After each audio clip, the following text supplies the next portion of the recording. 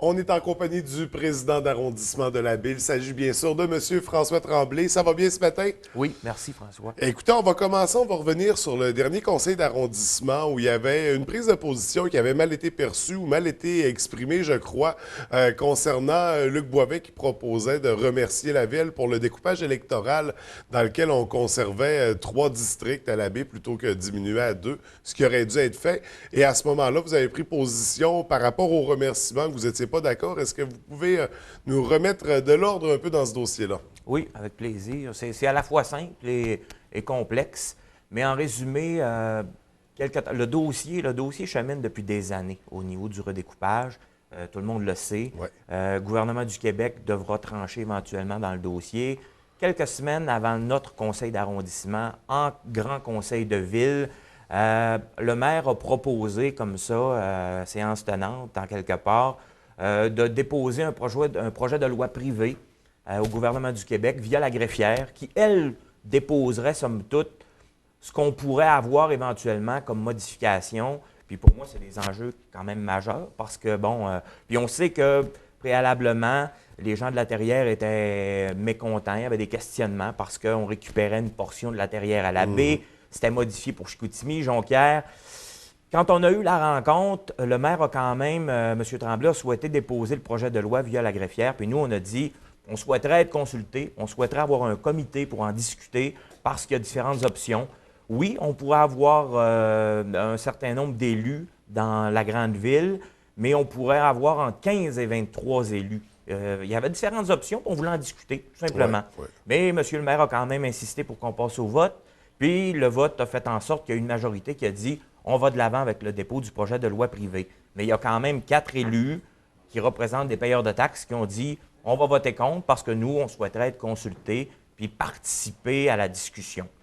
Suite à ça, on a eu notre rencontre de conseil d'arrondissement et en variant en fin de rencontre, mon collègue Luc est arrivé séance tenante avec un document qui avait été rédigé avec des attendus et une résolution qui finalement exprime quoi? Ça disait en conclusion, le conseil d'arrondissement à la baie affirme officiellement son remerciement à l'égard des élus qui ont conservé le territoire de la baie dans l'éventuel projet de redécoupage. Moi, éventuellement, si j'avais appuyé ça, je venais de recevoir la journée même l'accusé de réception du gouvernement du Québec comme quoi je vais pouvoir potentiellement me présenter à la commission parlementaire qui va débattre du sujet et où je pourrais en discuter pour l'avenir de notre communauté.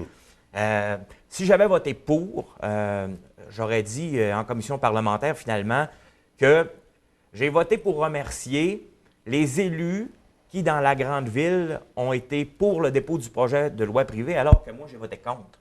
Alors, j'aurais été complètement à l'encontre de ma position. Ouais. Puis on m'aurait dit, bon, mais M. Tremblay, vous êtes complètement dans le paradoxe. Alors moi, j'ai tout simplement réagi à brûle-pourpoint en séance de conseil d'arrondissement que je préside et parce que je suis imputable des payeurs de taxes que je représente. Et puis j'ai dit non, moi je vote contre, mais ça n'engage pas du tout l'avenir de l'arrondissement. Ça n'a rien à voir. C'est une espèce de vœu pieux qui disait merci aux élus qui ont voté pour, alors que moi j'ai voté contre. Ça se résume à ça. Pour le reste, évidemment, peut-être qu'ils présumaient que j'allais voter pour sans trop me soucier de ce qui était amené. On l'a ramené dans les médias pour le récupérer. Puis moi, j'ai réagi sur les médias sociaux en signifiant un peu ce que je viens de vous expliquer. Voilà. Donc, ça met de l'ordre dans l'histoire, on comprend mieux les faits. Maintenant, on va Oui. parler un peu, on va revenir rapidement dans ton district, un petit bilan de l'été. Comment ça s'est déroulé la saison estivale? Ça a été une belle saison estivale, somme toute. On la vit en mode arrondissement. Il y a une belle effervescence, Ouais. je l'ai toujours signifié. Il y a une belle effervescence dans le secteur du Quai d'Escale, beaucoup de beaux projets, un groupe de jeunes entrepreneurs et de moins jeunes entrepreneurs qui sont maillés, qui ont une belle dynamique de travail. Maintenant, tu vois, il y a aussi des projets qui prennent vie ailleurs dans l'arrondissement, parce qu'on n'a pas seulement le secteur du Quai d'Escale, Ouais. mais on pourra peut-être y arriver. Récemment, il y a eu une annonce d'un comité des fondateurs qui est là pour dynamiser aussi éventuellement le secteur de Grande-Bay qu'on Ouais. connaît, avec des activités qui vont être complémentaires. On veut travailler en partenariat avec les gens du Quai d'Escale. Maintenant, on a eu, pendant le courant de l'été aussi, la finalité de la phase 1 du segment de la piste cyclable du secteur qu'on appelle Barachois. Ça va bien. L'an prochain, on va entreprendre la phase 2. On va dérouler l'asphalte. On va faire les finalités. Il faut aussi y aller avec les compensations environnementales. Pour le reste, écoute, il y a peut-être eu des ratés, moi, je dirais, au niveau de coupe de gazon. Il y a eu des coupures à certains niveaux budgétaires. Pour ceux qui ont émis des plaintes, on a réagi à la pièce. On va se faire des bilans de tout ça, puis on va revenir en force pour amener des correctifs. Là. Ouais. Mais somme toute, on a eu une belle saison estivale. Bon, on va revenir sur la piste cyclable. Donc, la phase 1 est complétée. La phase 2 arrive à très grands pas. Oui. Il y a une petite mise en garde à faire par rapport à tout ça. Je crois que, justement, le segment qui a été prolongé, en fait, donne accès au terrain des résidents. Est-ce que tu peux me... Ben, en fait, à l'heure actuelle, les clôtures qui existaient en fond de cour arrière, des gens qui sont touchés en bordure de la piste cyclable en question, n'existent plus. Alors là, il y a les accès présentement, même s'ils sont bloqués, il y a des gens qui passent, puis ils accèdent pratiquement à l'arrière-cour des gens là, pour l'intimité. On demanderait aux gens de respecter ça. Je sais qu'on va accentuer là, le fait de le barricader, là, mais bon, on voudrait simplement s'assurer qu'il y ait un respect mutuel là, Ouais. dans l'évolution du projet. Et toujours dans les mises en garde, on sait que présentement, dans le secteur de Grande-Bay, c'est les oiseaux migrateurs qui sont là sur la grève, même dans la montagne, donc les oies blanches, les bernaches et toute la compagnie d'oiseaux. Il y a encore eu un événement en fin de semaine là, par rapport à des usagers, disons des gens qui viennent voir les oiseaux, qui les effraient. Qu'est-ce qui est arrivé exactement? En fait, tu vois, c'est un comportement qui est similaire à des comportements qu'on avait observés l'année dernière, Ouais. à pareille date. Le phénomène, finalement, est ponctuel. Les oiseaux migrateurs débarquent, ils font une halte pour du repos avant de transiter vers le sud. Ils viennent s'alimenter aussi. Les gens s'agglutinent autour. Certains ornithologues viennent prendre des photos, font des suivis de population, des touristes. C'est un bel attrait pour notre communauté. Il y a des croisières internationales en même temps. Il faut s'assurer qu'on cohabite bien. Puis récemment, en fin de semaine dernière, ben c'est ça. Il y a un individu qui, finalement, s'est aventuré trop loin sur les berges, a un peu apeuré les oiseaux aux grandes dames des visiteurs, des observateurs qui étaient là. Maintenant, il y a un règlement municipal qui a été voté ici même dans l'arrondissement, spécifiquement pour la conservation, mais le respect de l'écosystème qui est ponctuel. Alors, il ne faudrait pas chercher à se faire justice soi-même, à intervenir soi-même. Là, on va installer, on a voté hier en séance de travail d'arrondissement, il va y avoir des panneaux qui vont être installés et qui présentent un peu finalement le résumé du règlement municipal avec les amendes. Nous, on suggère aux gens de communiquer avec les services de police. L'individu qui est intervenu, bon, ben, ils ont pris la plaque. Il semblerait qu'il y ait une plainte qui va être déposée. Moi, j'ai communiqué aussi avec une journaliste pour qu'on fasse en sorte de reprendre le message pour que les gens comprennent bien la réalité, là, qui est un phénomène naturel. C'est là où on s'en va. On demande la collaboration des gens. C'est comme on dit, on voudrait éventuellement mieux encadrer le phénomène. On voudrait en faire un événement plus populaire pour dynamiser notre secteur, notre économie locale. Ça va s'en venir dans un avenir assez court terme. Maintenant, d'ici là, c'est ça, on demande le respect. Absolument. Donc, la mise en garde est lancée, la vie est lancée. On respecte ces oiseaux migrateurs qui viennent se reposer sur nos berges. Oui. Donc, pour poursuivre rapidement les dossiers de la ville, on sait, est-ce qu'on a du nouveau pour la bibliothèque, entre autres? J'ai rien de particulier pour la bibliothèque à court terme. Moi, la dernière rencontre que j'ai eue, c'est moi qui l'ai convoquée. On a rencontré Guy Lenoud et puis les responsables, en fait, là, du dossier au niveau des arts, culture de la ville. Moi, ce qu'on m'a exprimé, c'est qu'on était mûr pour que l'arrondissement dépose un projet.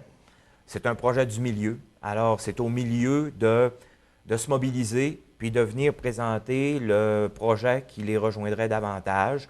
À partir de là, il faudra que l'arrondissement, le conseil d'arrondissement, s'assure de se mobiliser aussi pour le financer, pour le planifier dans les années à venir. Alors, la balle est lancée. C'est à nous de s'organiser pour présenter un projet constructif pour l'avenir au niveau de la bibliothèque de l'abbé. Et rapidement, en terminant, il y a des projets qui se développent pour la pêche en eau profonde. Qu'est-ce qui s'en vient exactement? En résumé, il y avait déjà eu, ça avait brassé un peu au niveau de la pêche en eau profonde. On avait voulu signifier qu'il y avait des problématiques au niveau de Pêche Océan Canada. Finalement, Pêche Océan Canada avait réagi en signifiant que c'était complètement marginal comme type de pêche pour un plan d'eau comme le nôtre, alors que, par exemple, le lac Saint-Jean, le lac Saint-Pierre se sont organisés comme communauté, ont créé des aires fauniques communautaires. Moi, c'est des citoyens puis des intervenants responsables et reconnus dans le créneau. M. Marcel Simard, entre autres, de la Fédération québécoise chasse-pêche, M. Rémi Aubin, qu'on connaît ici dans notre communauté. On a finalement mobilisé autour d'une même table tous les intervenants, la MRC du Fjord du Saguenay, la ZIP, l'OBV, Promotion Saguenay, la Ville de Saguenay est impliquée. On a rencontré les gens de Lac-Saint-Pierre qui sont venus nous expliquer comment ils ont procédé dans l'évolution des étapes d'arriver à une aire faunique communautaire qui pourrait s'apparenter à une ZEC ou un statut du genre. Mais le statut n'est pas encore défini. Nous, dans le fond, le comité, il y a un comité élargi, mais on a formé aussi un comité restreint parce qu'en cours de route, on a rencontré Pêche Océan Canada qui, eux, nous ont dit que la porte était grande ouverte, qui ont un intérêt à collaborer avec nous afin qu'on puisse définir ce qu'on voudrait avoir comme réalité de gestion d'écosystème, parce que ça nous appartient. Ouais. C'est méconnu encore beaucoup. Tu vois, on le voit avec les oiseaux migrateurs, mais c'est beaucoup plus large que ça. La piste cyclable, on est intervenu. Il y a des frayères à Éperlan, ils ont des frayères en guille au niveau du Barachois. Bref, on a rencontré Pêche Océan Canada qui nous ont ouvert la porte pour nous autres et pour les intervenants qui étaient autour de la table, donc Guy Girard, Guy Gagnon. C'était historique comme rencontre. On a rencontré notre député ici, Serge Simard, qui est très sensible à la situation. Qui a été un ministre dans le domaine, qui connaît bien. Il a été très ouvert aussi, très disponible pour nous aider, pour nous appuyer dans l'avancement du projet. Maintenant, on avance, on a des coups des franches, mais il y a beaucoup de choses qui sont à définir encore, puis on ne le fera pas sans consulter les gens, sans le vivre en collectif avec les gens aussi, parce qu'on sait qu'il y a des appréhensions. Il y en a qui voient venir un peu le projet, ont l'impression qu'on veut prendre le contrôle de la réalité. Pas du tout.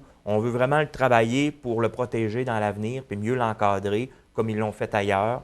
Et puis, on voit, on nous a donné des exemples. On parlait de la chasse en début d'émission. Ouais. Bon, il y avait eu un tollé quand on avait parlé des femelles, des mâles.